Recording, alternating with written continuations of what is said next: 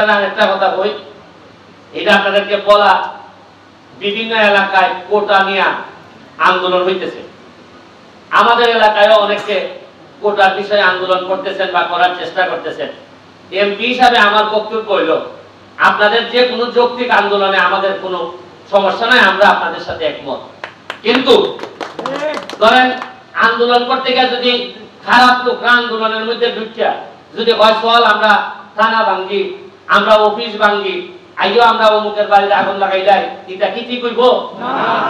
আমরা অবশ্যই যে কোনো শান্তিপূর্ণ আন্দোলনে আপনাদের সাথে আছি। আমি নেতা হিসেবে আমার বেশিরভাগ মানুষ যা চাইবে আমি তাদের পক্ষে থাকবো। কিন্তু যারা সাধারণ ছাত্রছাত্রী, এদের ফাঁকে কেয়া যদি খারাপ লোক ঢুকে যদি আপনার একটা দোকানে আগুন লাগাইতে, বদনামটা কি সাধারণ ছাত্রছাত্রীর হবে না? আমি সবাইকে ধৈর্য ধরা, আগামী রবিবারে সুপ্রিম কোর্টে একটা সিদ্ধান্ত হবে।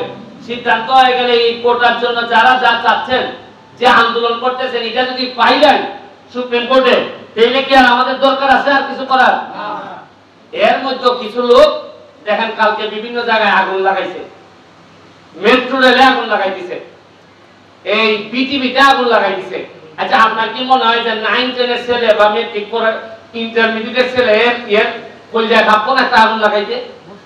আগুন লাগাইছে কথা বুঝেন না আপনি?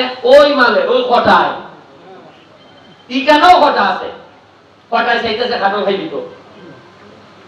তাহলে আমি আপনারা এমপি হিসাবে আমার সোনারঘাট মাধবপুরে আমি আপনাদেরকে আহ্বান জানাই, শান্তিপূর্ণ আন্দোলনে আপনারা প্রতিবাদ করেন, আমরা আপনাদের সাথে আছি।